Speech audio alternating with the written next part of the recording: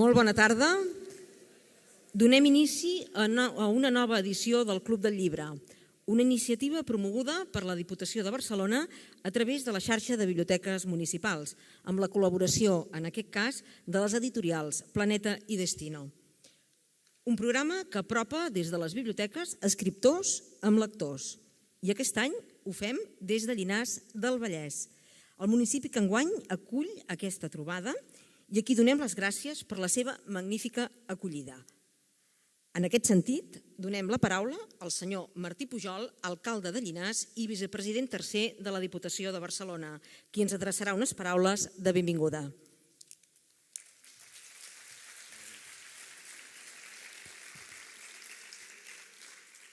Bona tarda a tothom.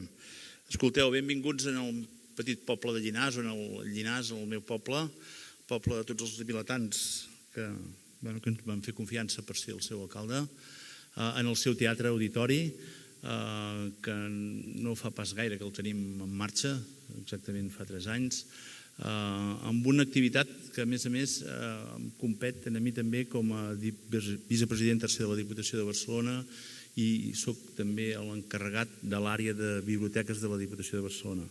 Per tant, avui em plau doblement estar aquí amb vosaltres, com a alcalde de Llinars, però a més com a vicepresident de la Diputació. Perquè al final el que estem fent avui aquí amb el senyor Víctor del Árbol és donar contingut al que esteu fent vosaltres cada setmana amb els vostres grups de lectura en les biblioteques que tenim engegades a tot arreu del Vallès Oriental, però també arreu de la demarcació de Barcelona,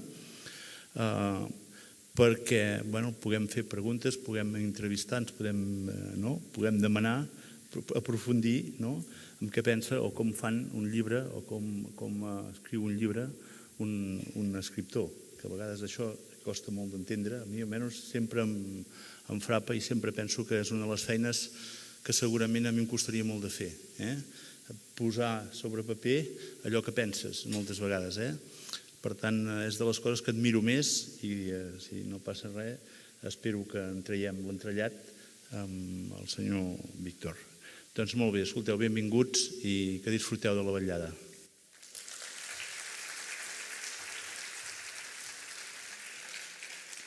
I donem pas a la conversa amb l'escriptor convidat, el senyor Víctor del Árbol. Per tant, benvingut a Llinars.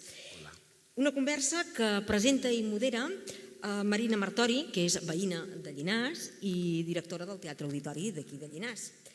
Per tant, lectors i lectores dels clubs de lectura de les biblioteques del Vallès Oriental, que passeu una bona tarda en companyia de Víctor del Árbol i Marina Martori. Gràcies.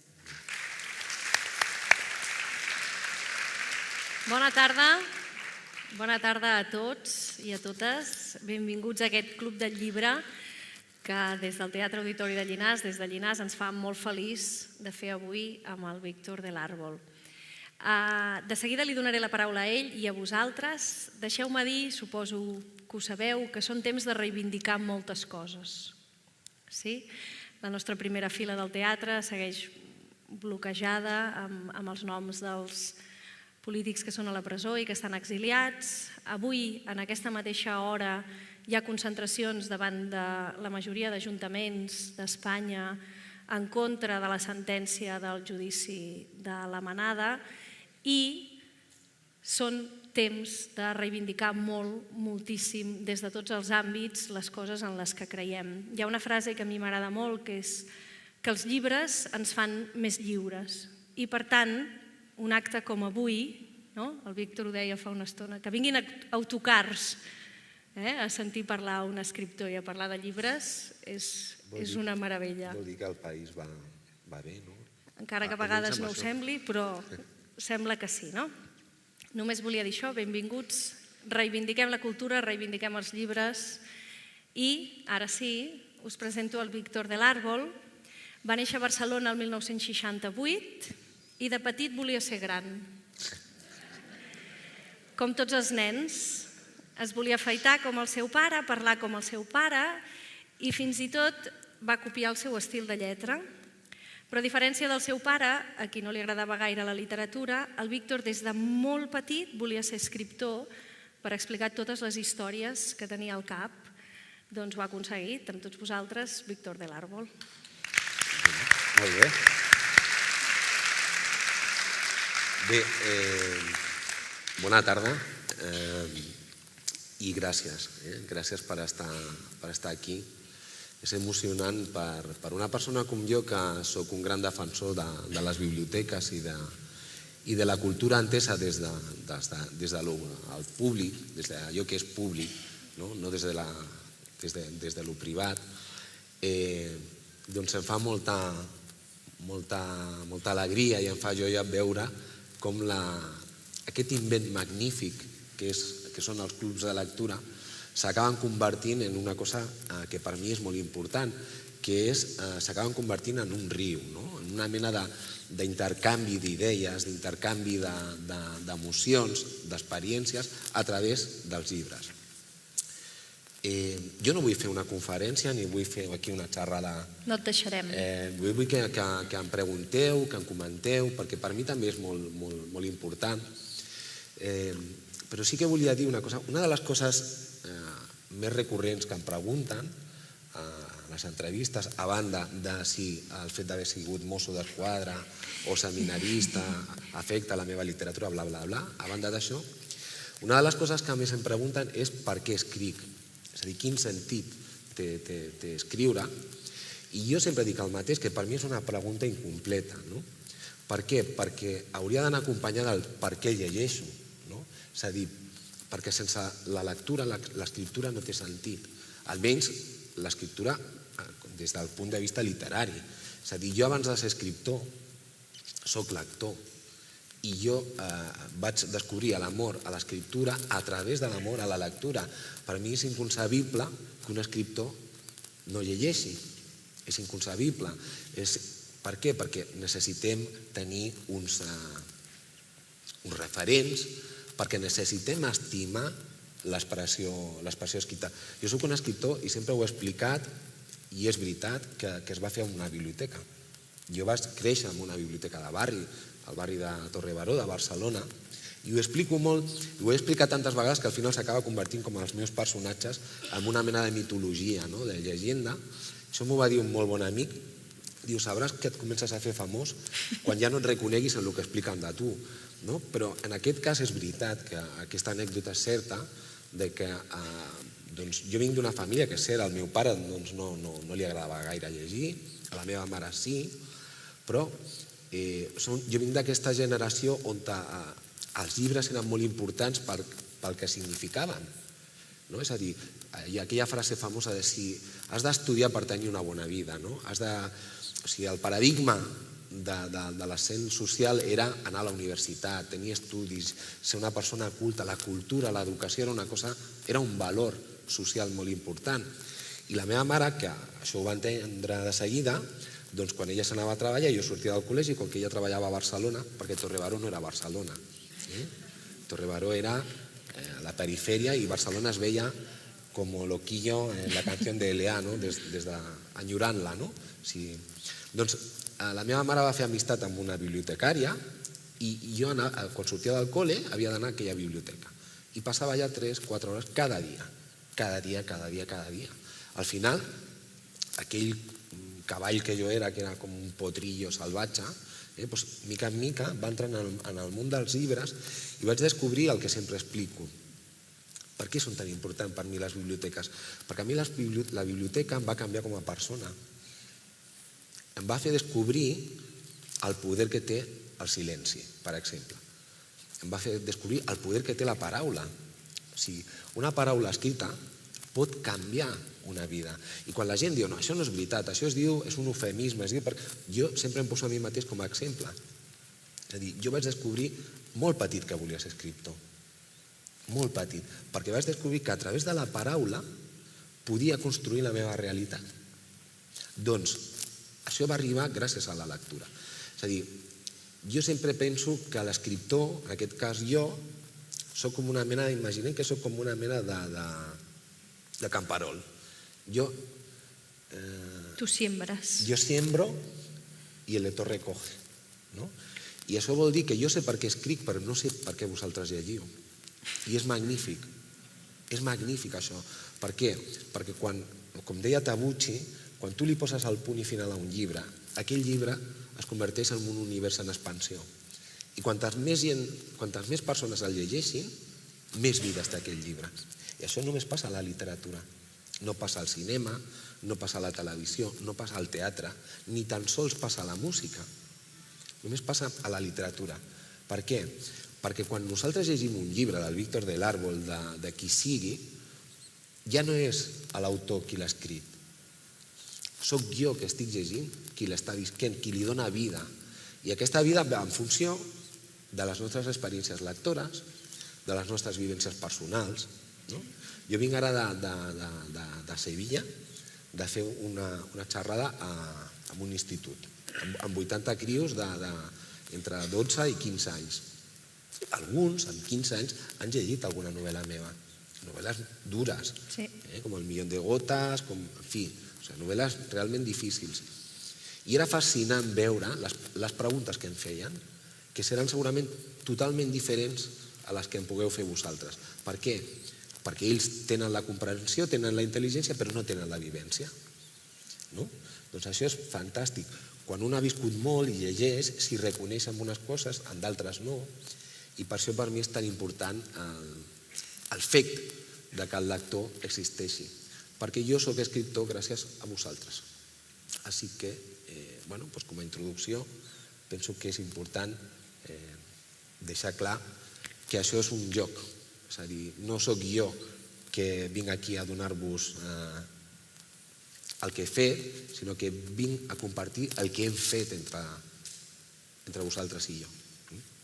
Molt bé, doncs, com ha dit el Víctor, us toca a vosaltres. Sou vosaltres que acabareu de dotar de sentit les seves paraules i esperem les vostres preguntes si li voleu comentar qualsevol cosa de les seves novel·les, de com ha sigut escriptor, com ha sigut el seu procés creatiu. No tingueu vergonya, que en els clubs de lectura, ho sabem, es parla molt i, per tant, ens agradaria que féssiu moltes preguntes. Hi ha algú que vulgui trencar el gel? Que s'atreveixi? Mira, allà dalt hi ha una senyora ja. Fantàstic. Ja no has de treure les cartes. Ja no he de treure, jo. Els has a la màniga i no les tens que sacar. Fora. Aviam. Gràcies. Bona tarda. Bona tarda. Estic molt contenta de trobar-me aquí i trobar-me amb vosaltres. Molt bé. Acabo de leer Por encima de la lluvia. Bueno, me ha encantado, ¿no? Pero hay tres personajes que son para mí magistrales. El arcángel, Amador y Simón. El arcángel es el ganador, tiene el poder. Es el sumum de lo que es la maldad. Excede con creces su misión. Amador es el vencido. El valor de conseguir, un tiempo mejor, de justicia, de igualdad y de oportunidad. Para todos, no solamente para los que han vencido. Sacrifica todo, sacrifica su familia, pero él es libre. Él está encarcelado, pero es libre. Simón. La compasión, Simón es mediocre, entre cometas. La compasión por el entorno lo eleva a la búsqueda del conocimiento, intentando preservar la memoria histórica. De estos tres personajes, ¿te has encontrado con ellos en algun moment? Bueno, jo t'estava escoltant i penso que tots sabem de què estem parlant. Jo he conegut aquests personatges. He conegut la naturalesa que té el poder i la misèria que té el poder. He vist la traïció, he vist la censura i he vist també a persones que en principi no estaven destinades a tenir un gran paper a la història convertir-se en protagonistes involuntaris d'aquesta història. M'agrada molt que hagis triat aquests tres personatges, perquè no són personatges dels que normalment s'acostuma a parlar quan jo vaig a fer presentacions. Es parla molt del subjecte de la bellesa, es parla molt del Miguel, de l'Helena, però del tema del Valle de los Caídos, del tema de l'Arcàngel, del tema de Samuel i del tema d'Amador no es parla gaire. Per què? Doncs perquè això ratifica una idea que jo tinc, i és que nosaltres tenim encara obertes moltes ferides. És a dir, quan jo parlo a vegades del compromís en la literatura, em refereixo a això. L'escriptor, sota el meu punt de vista, no pren un compromís polític amb el que escriu. El pren en el punt de vista i amb els temes que tria explicar. Per què dic això? Perquè la literatura, sota el meu punt de vista, no té una funció només de denunciar uns fets que estan passant o que han passat. No es pot quedar només amb aquest paper. O sigui, el paper de la literatura és molt més important. El que fa és crear consciència col·lectiva. L'escriptor compromès no és només un intel·lectual que diu als altres què han de pensar. No, aquesta funció no és la de l'escriptor. La de l'escriptor és una funció molt més complexa i molt més subtil, que és crear consciència col·lectiva. És a dir, provocar canvis a través de la paraula. I per què dic això? Perquè les coses no existeixen fins que no es crea una consciència col·lectiva. I us poso exemples per no parlar d'ara, d'abans. Si no haguessin existit Montesquieu o Rousseau, la Revolució Francesa no hagués estat la Revolució Francesa. Hagués estat una altra cosa, però no hagués estat provocada pel moviment de la Il·lustració. Si Émile Zola no hagués escrit Germinal, la Comuna de París s'hagués convertit només en un episodi violent, però no hagués desembocat en una lluita de classes. Si Mayakovsky no hagués escrit el poema de Lenin, probablement la Revolució Russa no hagués tingut aquest component ideològic. És a dir, els escriptors el que fan és observar la realitat i dir com es pot transformar. Per què jo he triat aquest tema, aquest subjecte? Per què el Valle de los Caídos? I més ara, no sé si heu vist les notícies recentment, ara està molt de moda una altra vegada, no? I és precisament aquest subjecte que hi ha, aquesta conversa que tenen el Miguel amb el monjo parlant de si es pot trobar o no es pot trobar el cadàver o les restes del seu pare, sembla que l'hagués escrit per parlar d'aquesta família que vol exhumar les restes dels seus parents i l'abat, el monjo de Sant Lorenzo de l'Escorial, s'hi nega. Per què? Per què passa això? Perquè, sota el meu punt de vista, hi ha una mena de memòria col·lectiva que no hem pogut pair, que no hem volgut pair, que no hem sabut com pair, però que hi és, que existeix. I potser la seva representació simbòlica més important és el Valle de los Caídos. En el sentit que ningú sap què fer amb aquesta basílica, amb aquest monument. I a més, per mi té com una mena de, com us diria jo, com una mena de poesia tràgica, que és la poesia que a mi m'agrada, no? En el sentit de com es va construir i què simbolitza. No sé si coneixeu la història del Valle de los Caídos, però breument, la idea original del Valle de los Caídos era que allò havia de ser un monument a la victòria dels nacionals, on hi havia de ser enterrat José Antonio Primo de Rivera amb una cohorte diguéssim, de caiguts del ban nacional. Però què passa? Que quan la guerra acaba, la gent el que vol és recuperar les seves famílies, els seus morts, siguin del bando que siguin, per plorar-los i per tenir un lloc on anar a veure'ls, no per ser-hi a un mausoleo. Llavors no es van poder omplir les fosses que ja s'havien preparat, que estan al voltant de la basílica i a sota, i es va fer un decret governamental forçant l'exhumació de totes les fosses comunes del front de Madrid, del bàndol republicà, sense demanar, evidentment, permís a les famílies. Clar, això es va fer d'una manera molt matossera, d'una manera molt ràpida, i el que es va fer és, en comptes de deixar una consignació de cada persona que hi havia enterrada allà, el que es va fer és només dir de quina fossa comuna sortia, de la fossa 33, de la fossa 34, de la fossa 35. Llavors es van fer uns columbaris de fusta, sabeu el que és un columbari? Així com una mena de bagul gran, i allà es van posar totes les restes. I només es va posar el nom d'aquella fossa. Com que els materials estaven... Bueno, és una obra que es va fer malament, i hi ha la pedra calcària. Per cert, un parèntesi, una de les companyies, una de les empreses que va fer el Valle de los Caídos, el túnel concretament era catalana, que ho sabeu. Tanco el parèntesi. El cas és que amb el temps aquells columbaris de fusta van tenir filtracions d'aigua, es van podrir i les restes es van barrejar. Es van barrejar no només amb els que ja hi eren, del bàndol nacional, sinó amb els de les altres fosses, de la manera que es calcula que ja hi ha enterrades unes 30.000 persones i és impossible fer les proves d'ADN de les restes de 30.000 persones, com podeu entendre. Seria una feina ingent, no?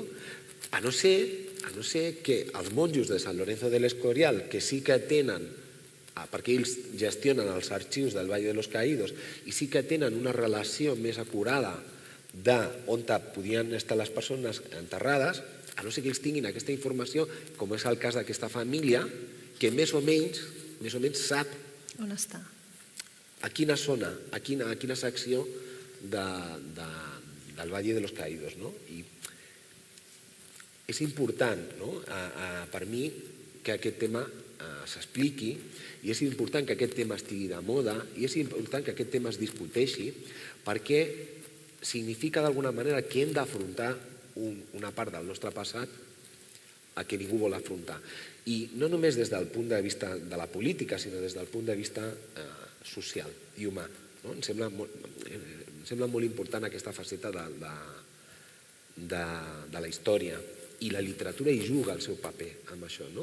Igual que hi juga amb el seu paper en denunciar que els mediocres, quan es veuen en possessió del poder, es converteixen en tirans, que les persones que tenen dignitat la tenen en tota circumstància i en tot moment, com l'Amador, i que inclús aquell que es posa de perfil perquè vol que la història li passi de costat, hi ha un moment que ha de prendre un choix, com diuen en francès, ha de prendre una decisió, ha d'escollir si vol estar aquí o allà, del costat d'aquell mediocre que fa abús de poder o del costat d'aquella persona que sap que té la raó. És a dir, em sembla un debat més enllà de lo polític, perquè més enllà de lo polític em sembla molt interessant, perquè penso que tots podem desenvolupar en un moment donat els tres papers. Els tres papers. Alguna pregunta més? Espero que sí, moltes. Aquesta senyora aquí al mig.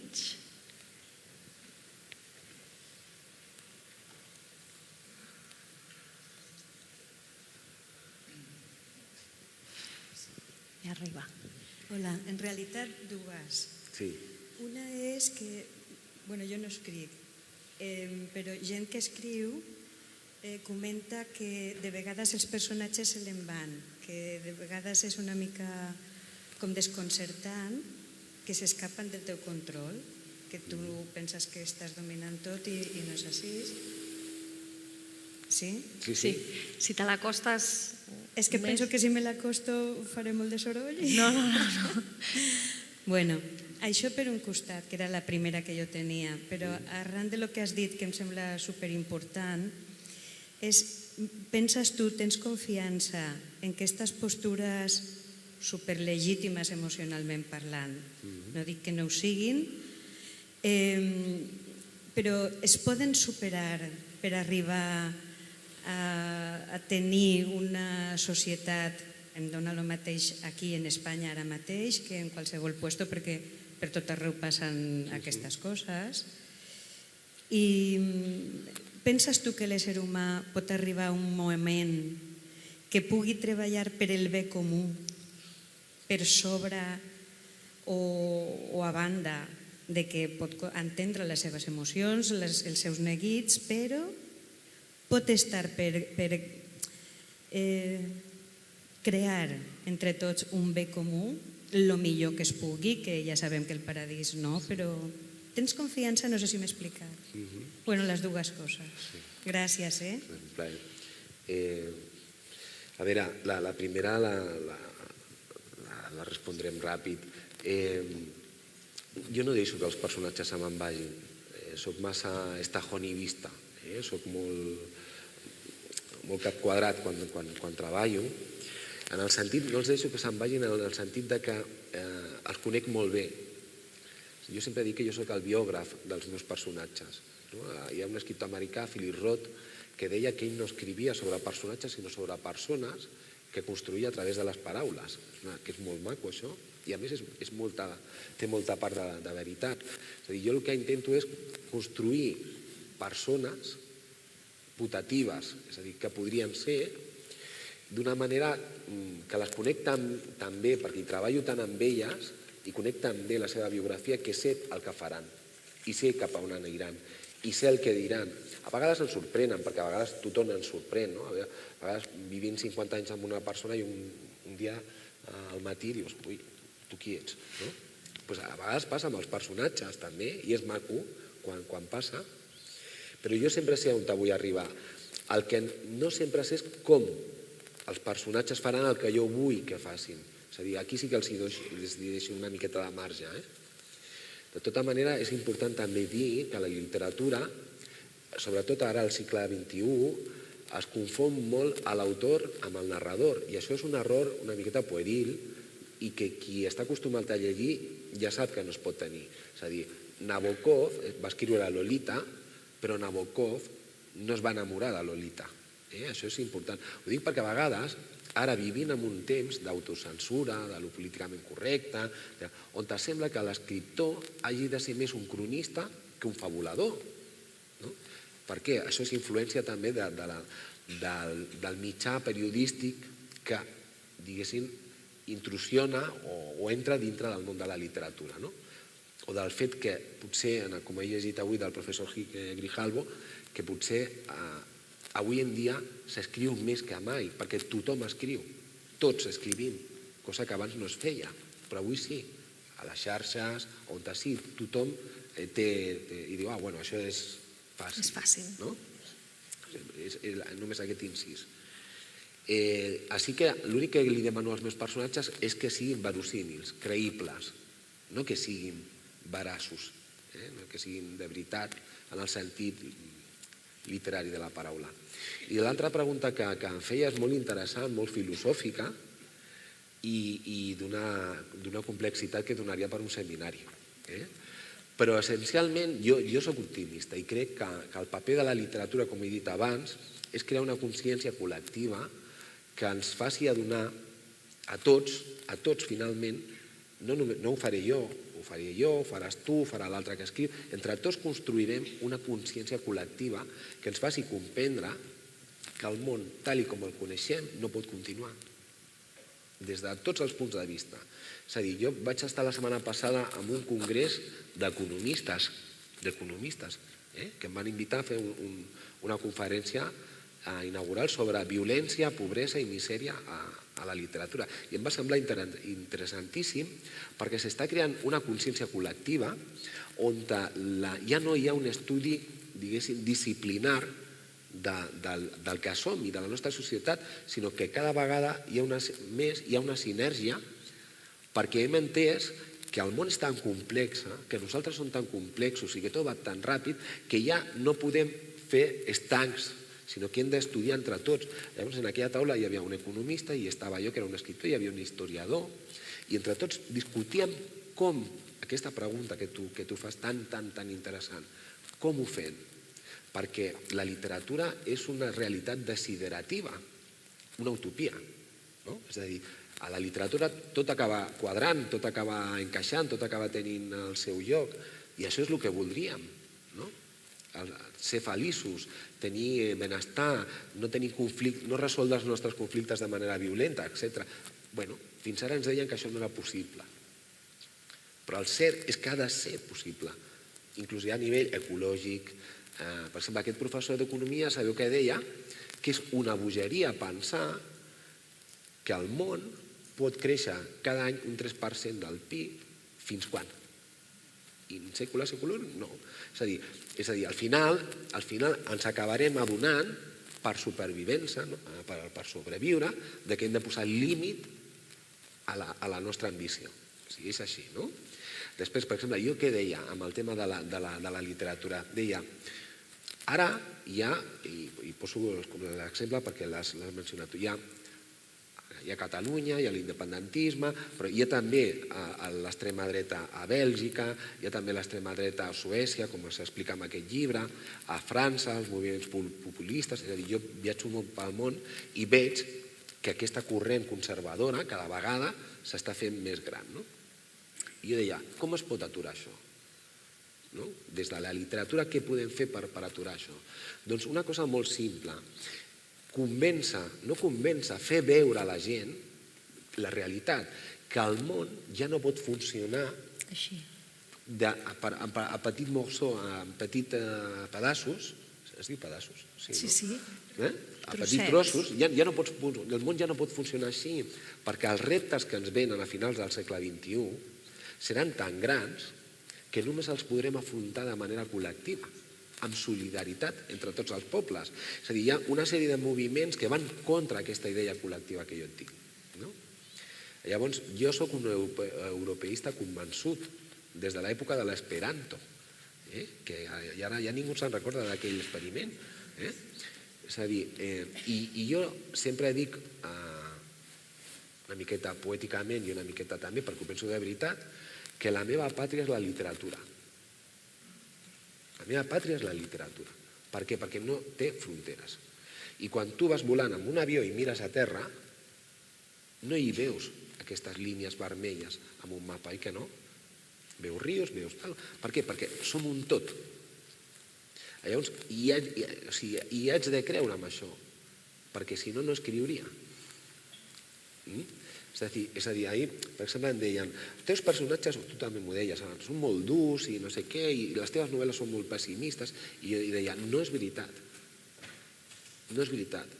Les meves novel·les són optimistes, rabiosament optimistes, deien, en fet. Per què? Perquè a vegades l'única victòria que els hi queda als derrotats, als vençuts, quina és? Continuar visquent amb dignitat.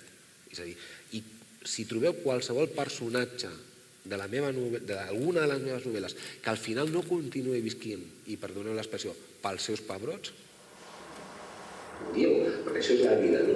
Doncs aquesta empenta col·lectiva, aquesta rauxa, és amb la que jo crec, i penso que la literatura i els escriptors tenen un paper fonamental en crear aquesta consciència. resumint una mica, si em permets, Víctor, ell va dir en una entrevista fa no gaire, ¿no? Pretendo que un personaje sea el reflejo de un lector, alguien real, un personaje que tiene que saber navegar en la contradicción de sentimientos, en la dicotomía que todos sufrimos entre lo que deseamos y lo que tenemos, lo que creemos y lo que sabemos, entre el amor y el dolor. Sí, bueno, és això, no? És a dir, si jo he dit al principi que crec que la literatura no és un joc d'un escriptor que es puja al pedestal i diu jo sé com funciona el món i vosaltres no, i us ho vaig explicar, jo crec que al contrari, que és un intercanvi d'experiència, és normal que el que pretengui és crear miralls on cadascú, malgrat a vegades no li agradi el que veu, s'hi reconegui. És a dir, és a dir que quan més luminosa és una persona, més profunda és l'ombra que projecta, més llarga, no? I sense l'ombra i sense la llum no s'entén la totalitat. Ja no té sentit parlar de categories ètiques o morals dintre del que és la literatura, dintre del que és l'art. L'art és una totalitat i el que busca és explicar a l'home, a l'ésser humà, en la seva totalitat. És a dir, i si no expliques la part fosca, la part trista, no estàs explicant el que és l'ésser humà, estàs explicant una idealització de l'ésser humà, però que no fa progressar. La idealització, el clitxé de la felicitat, és una enganyifa i és molt perillosa. Per què? Perquè ens torna conformistes. Si ja ho tenim tot, penseu un moment, què fan els mitjans de comunicació? Que no? Ficar la por. Ficar la por i dir-te, mira que bé que estàs, perquè mira el que fas al món, no et queixis. Llavors tu assumeixes que ets una persona feliç, perquè tens feina, perquè tens un lloc on dormir, perquè menges cada dia, perquè pots llançar la bossa a menjar, perquè pots canviar-te les sabates, perquè pots anar-te'n de vacances. Assumeixes que això és la vida. I quan arriba el dolor, la malaltia, la pèrdua d'una persona, quan les coses no surten com tu vols, el que ens passa, i això es veu molt amb les generacions que estan pujant, és que ens arriba la frustració, perquè no ho entenem i perquè no sabem gestionar aquest dolor. Jo et deia abans que qui no ha patit no ha viscut, i això ho deia un avi, i és veritat.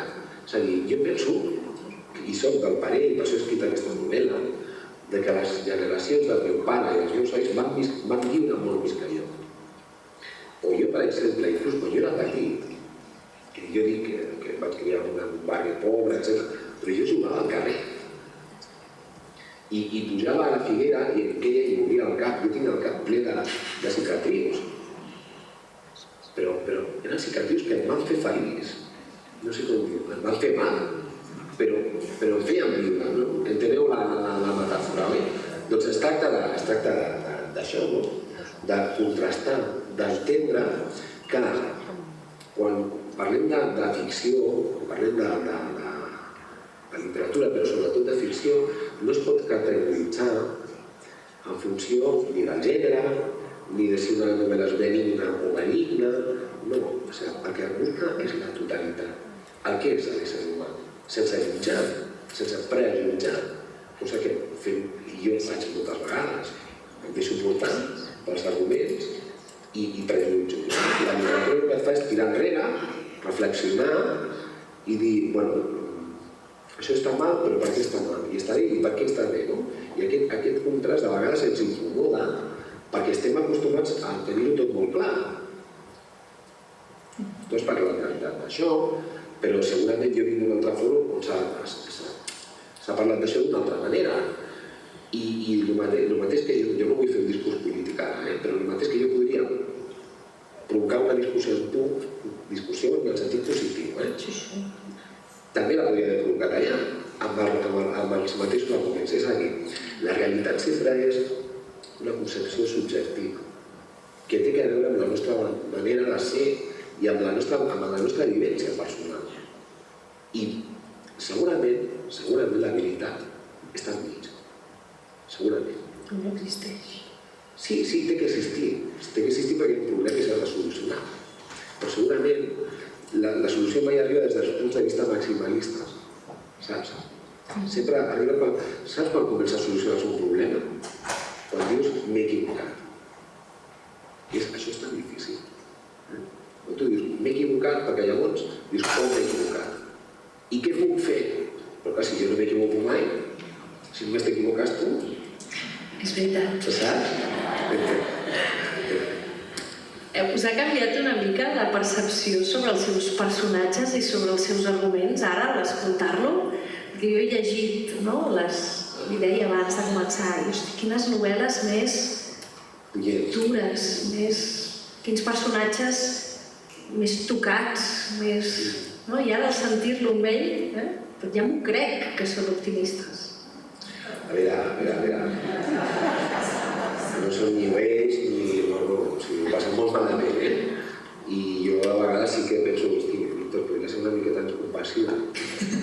Però... Aquesta senyora sí. Però és que la compassió em fa molta por, perquè la compassió s'assembla molt a la condescendent.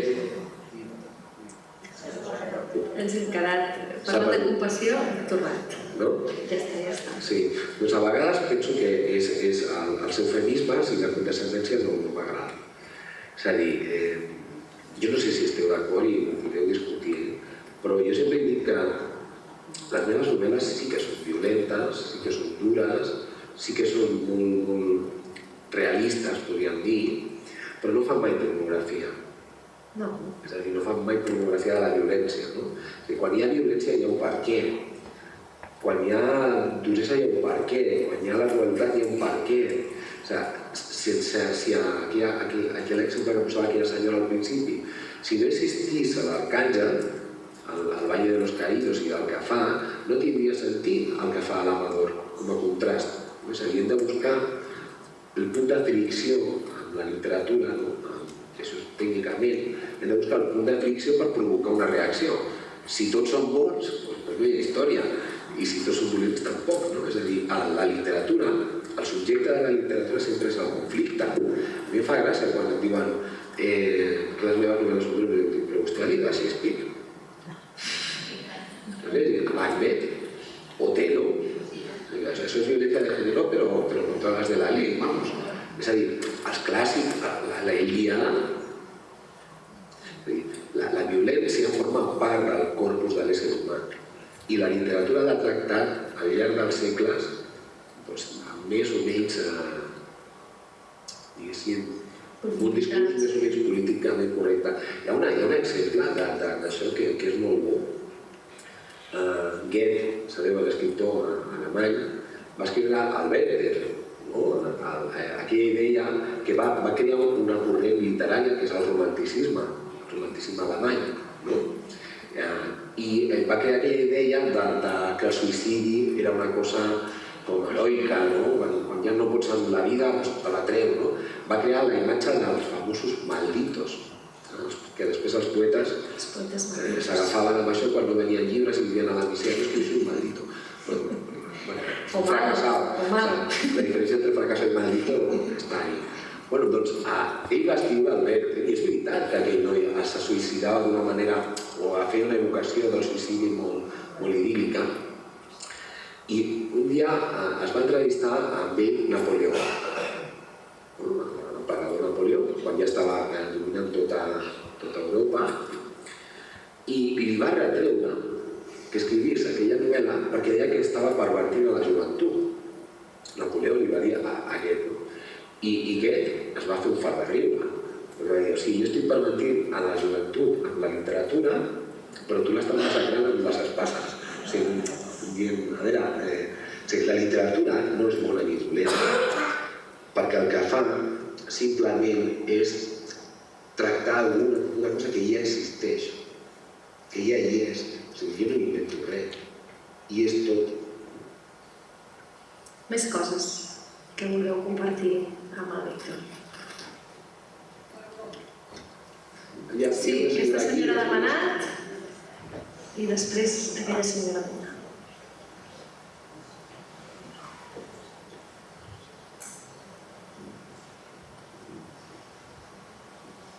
gràcies per compartir aquesta estona amb nosaltres, que ha estat un plaer.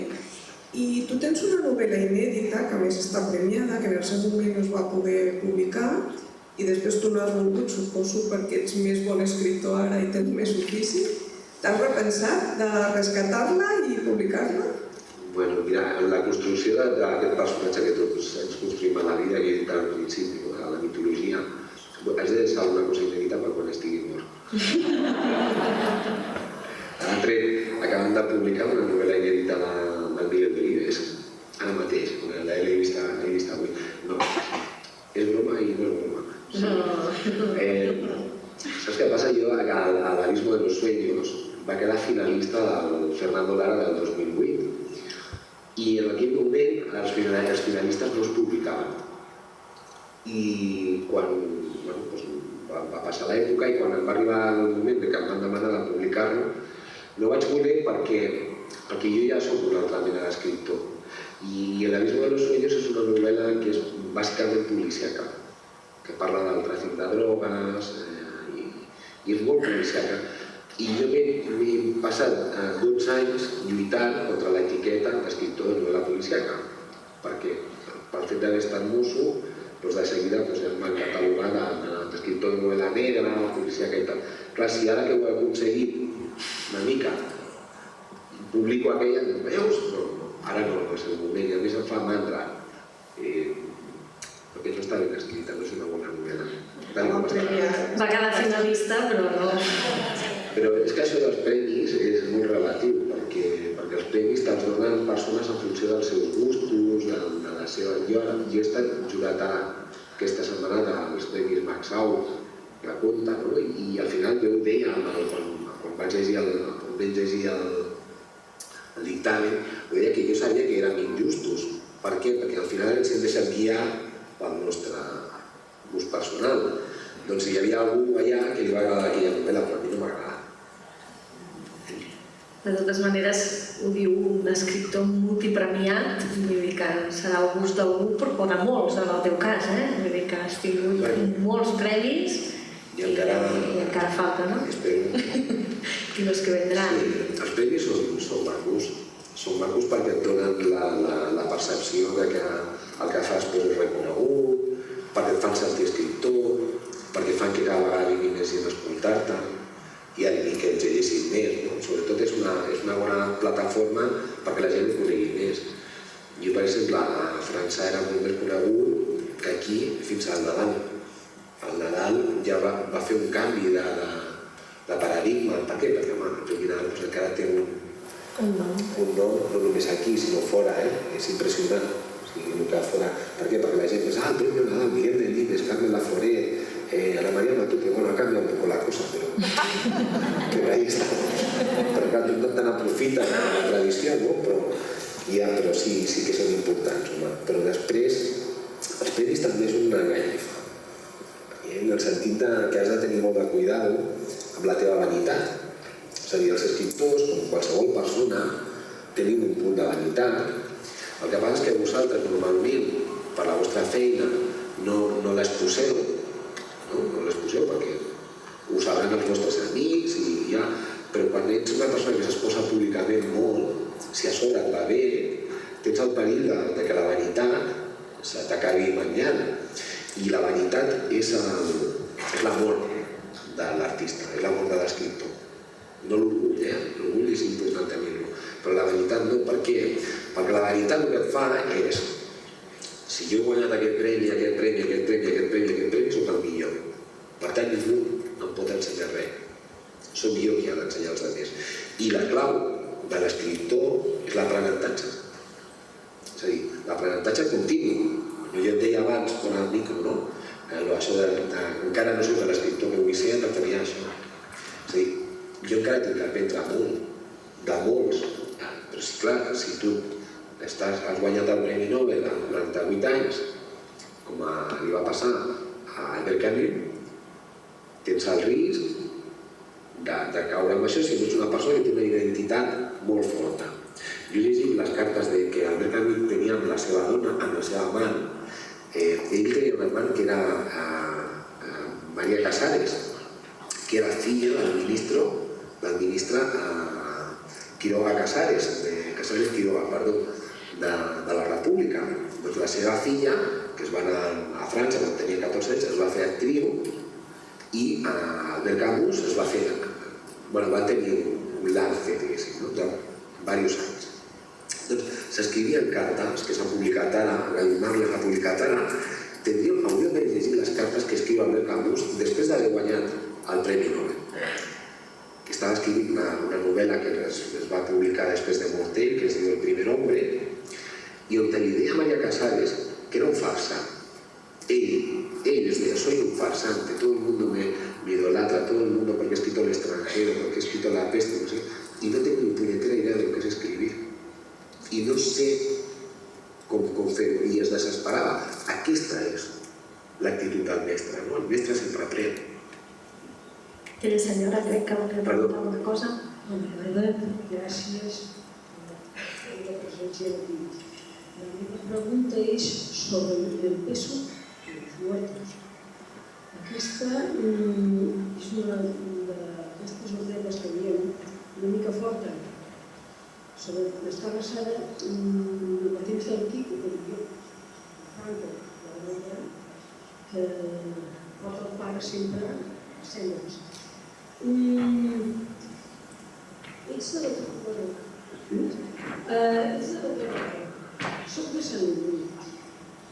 Alguna d'aquestes històries, més o menys, les presentes en el temps de Franco, que havia passat. T'has passat amb alguna, suposo que sí, alguna història d'aquestes persones? Suposo que sí, perquè sempre es passen històries així. Perquè és molt bona en el sentit del que té dintre aquesta novel·la amb les persones que es coneixen.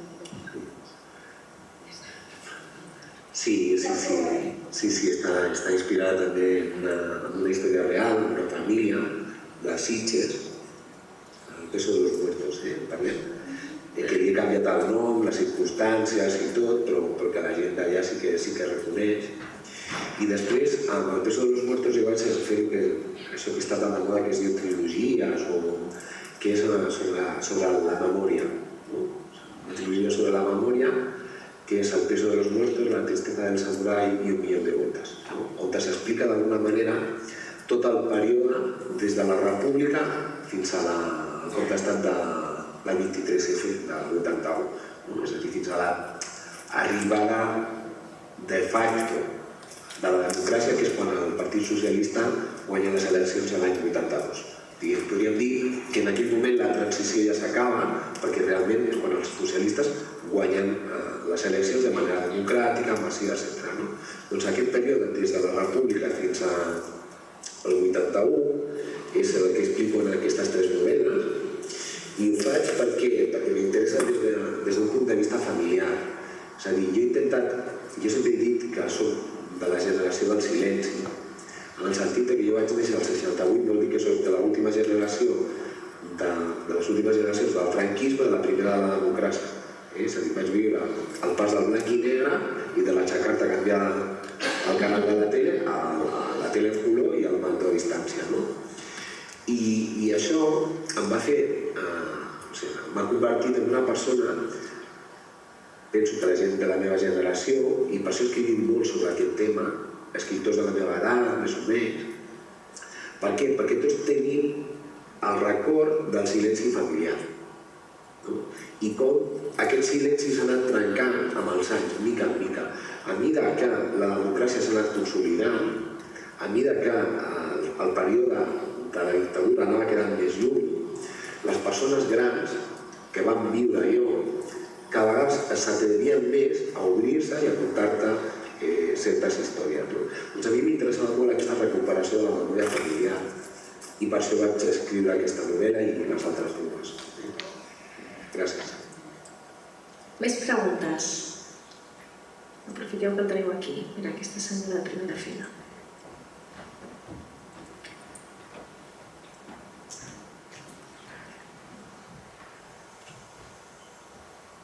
Bona tarda. Em dic Pilar i vinc de Parets, de la Biblioteca de Parets. Moltes gràcies per estar aquí. Estic emocionada perquè les novel·les m'han impactat bastant. No, només una cosa, o dues, vaja. El plantejament, ara com a escriptor, la tècnica que fa servir un escriptor d'aquesta talla, com vostè apunto, tu et planteges com, diguem, personatges, anem a suposar, un fil conductor, i llavors vas lligant.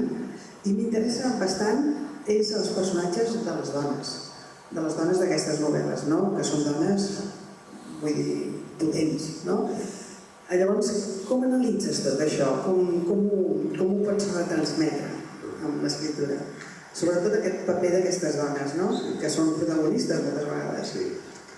Gràcies. Bueno, tècnicament és difícil d'explicar com s'escriu una novel·la, és que no ho vull explicar.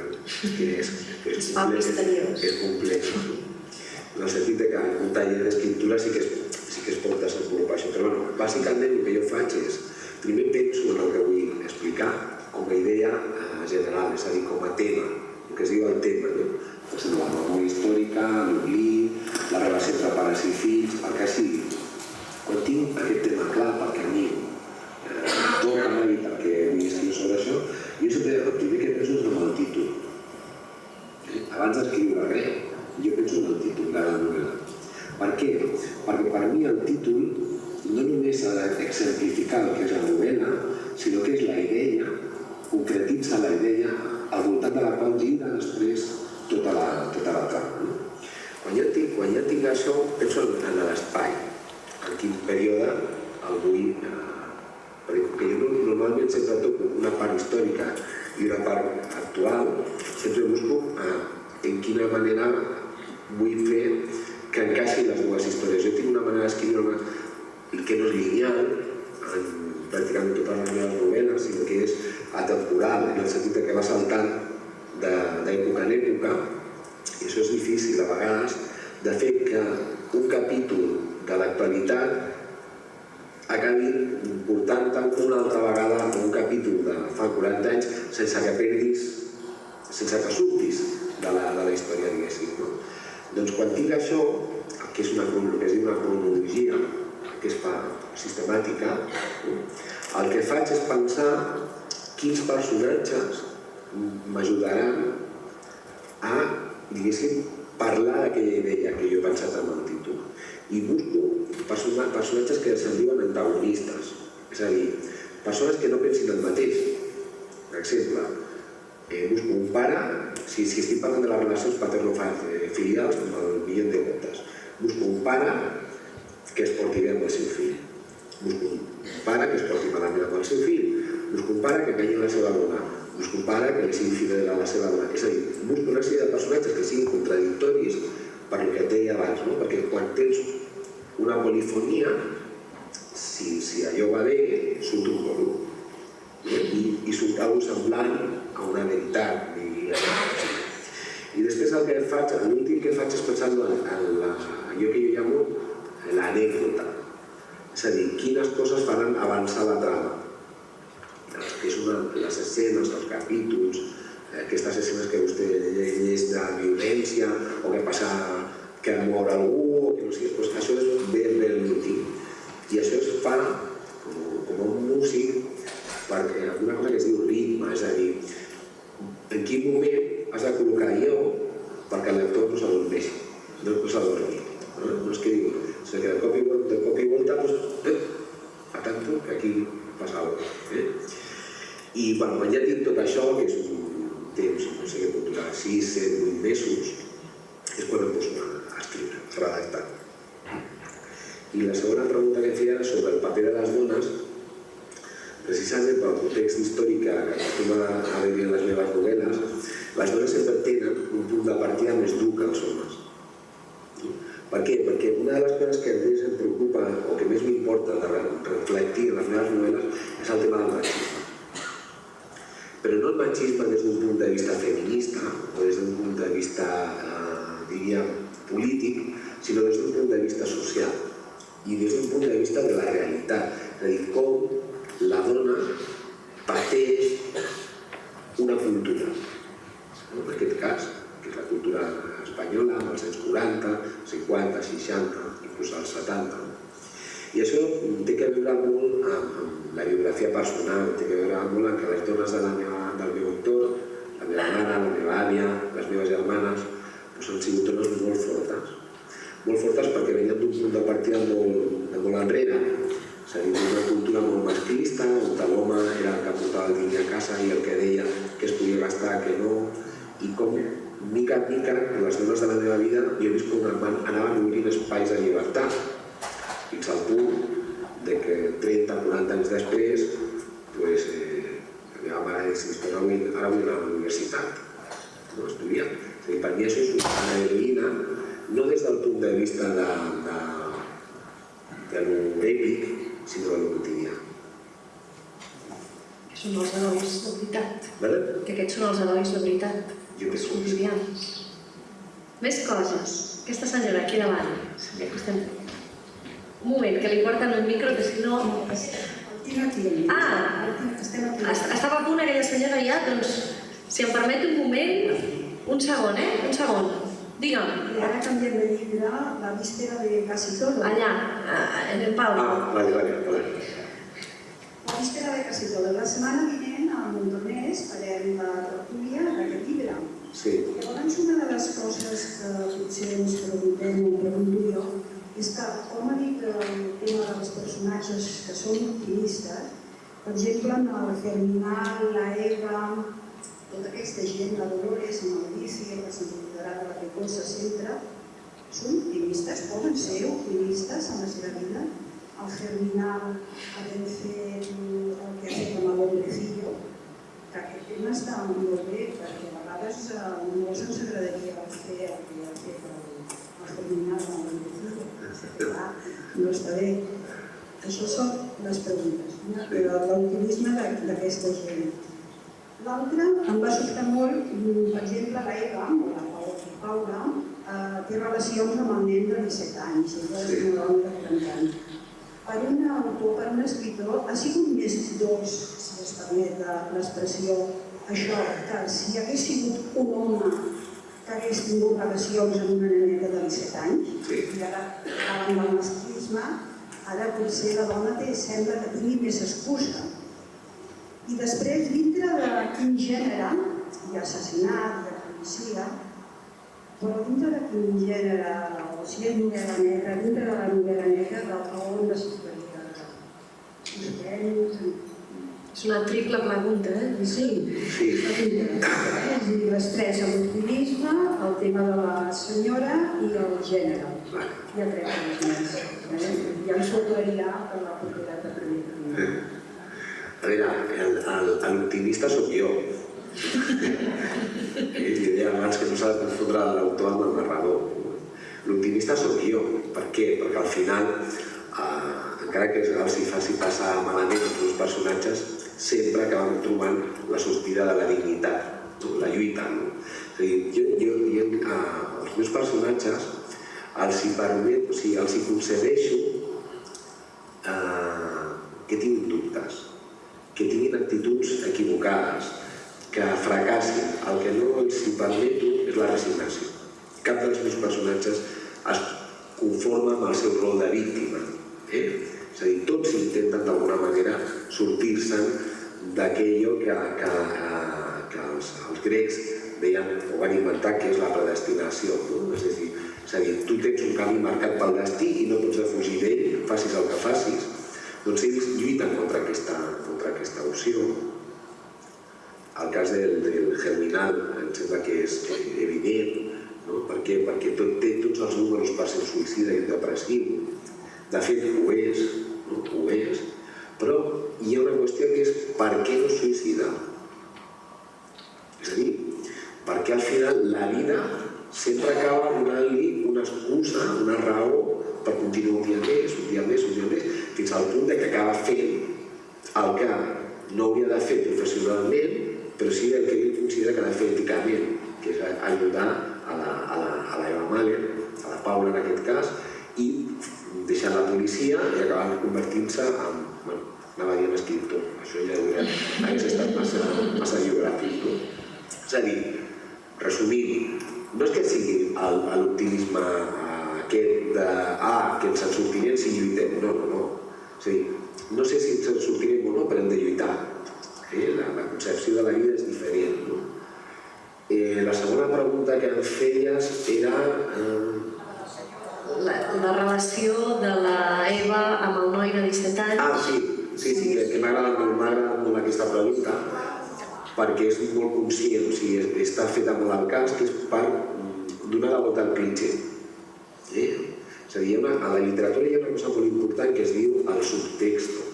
El subtexto, no és allò que significa, que simbolitza el que estem llegint. Doncs simbolitza precisament això que tu has dit. Si la relació hagués estat a l'adult, a l'home, i la nena de 17 anys, o sigui, la noia de 17 anys, tots haguessin fet un Berlusconi, no? Ets un campió.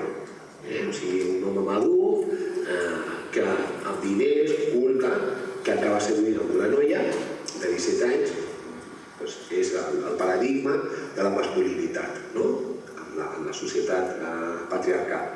Però clar, si és a la inversa, com és el cas, que és la Helena, que ella és una dona, podríem dir, madura, seria una paraula... Bueno, viscuda, no? Millor, viscuda. Doncs ella és una dona que té experiència, sedueix amb un noi de 17 anys, que no la té, però qui sedueix aquí realment?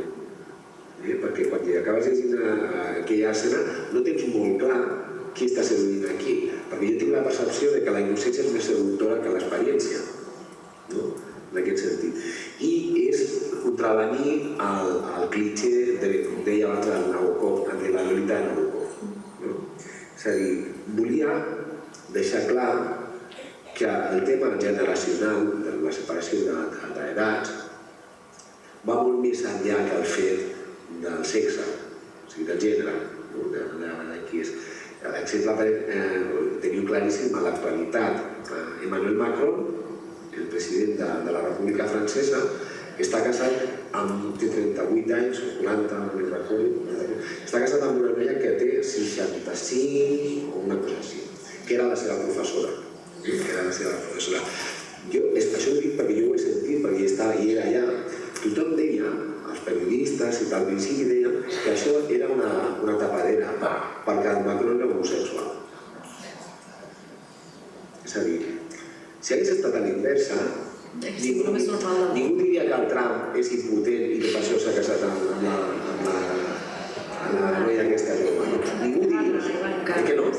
Ningú diria. Però si està amb una dona més gran i sent tan jove i guapo, aquest tio és gay, saps? O sigui, és una manera de criticar això, no?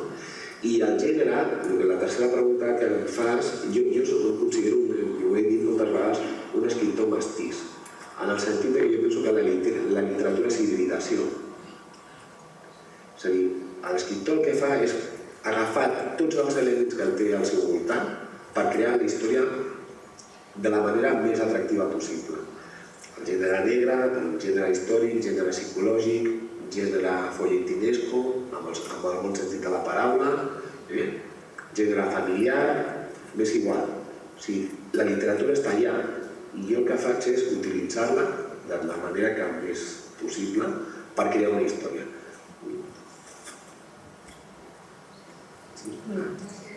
Aquesta senyora. Sí, voldria fer una pregunta.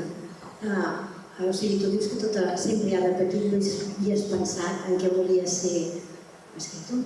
Llavors jo et vull preguntar, abans d'arribar en aquesta primera novel·la, que vas cantar el 2006, que vas tenir un premi, has tingut d'escriure molt també, no? O sigui, per arribar a tenir, no sé si n'has tingut d'altres més petits o menys de premis, però per ser reconegut, a fer la primera, o sigui que has tingut d'escriure molt també, no? Vull dir que deus tenir això o editat o guardat per alguna altra ocasió. Tot això que has escrit abans... Tot això que vaig escriure em va preparar pel que després s'ha anat publicant. I totes les novel·les que estic escrivint o que he publicat m'estan preparant per escriure la novel·la que haig d'escriure, que encara no he escrit, perquè no tinc capacitat, perquè encara estic lluitant contra la meva impossibilitat. I guardo diaris de quan tenia 13, 14, 15 anys, que vaig continuar fent fins que tenia pràcticament 40 anys. i que potser amb això ho pots fer servir en un altre moment donat per fer també alguna altra novel·la. Bueno, cada època té el seu moment i a vegades el que em fa servir és per veure d'on vinc, per no oblidar-me mai de qui soc. Quan llegeixo alguna cosa que vaig escriure als 14 o 15 anys,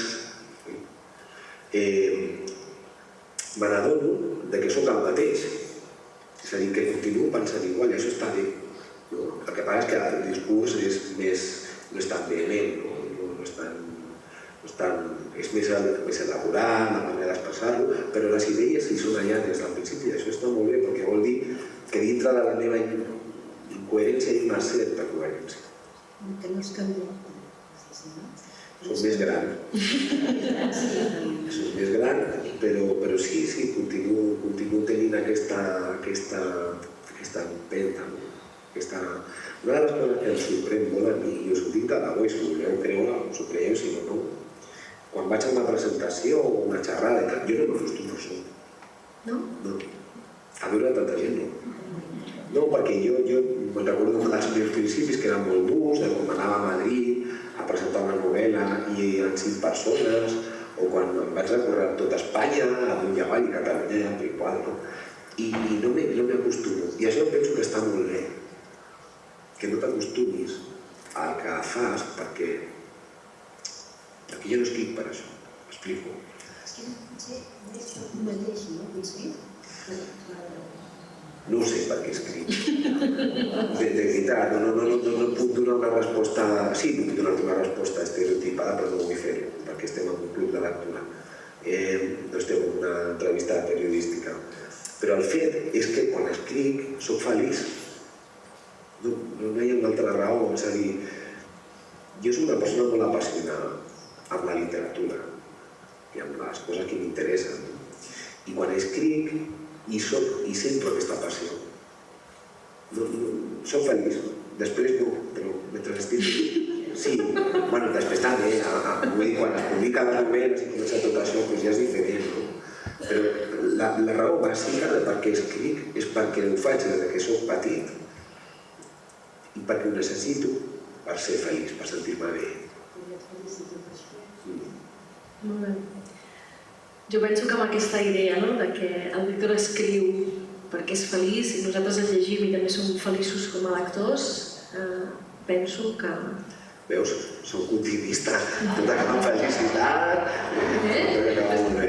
Tot superbé, i això que veníem amb aquesta idea de novel·les dures i personatges durs. El Víctor estarà encantat de firmar-vos els llibres si us heu portat. Si algú no el té i li ve de gust comprar-lo, aquí fora hi ha una parada que els podeu comprar. Llavors, com ho fem? Us convidem a que si voleu pujar, pugeu per aquella escala que hi ha allà al fons, que vindreu a parar aquí al mig de l'escenari. Jo us cedeixo la meva butaca i aquí el podreu veure de prop, li treurem el micro i així ja quedarà més íntim. I després baixeu per aquí i així no farem embusos ni taps. Moltíssimes gràcies a tots. Ha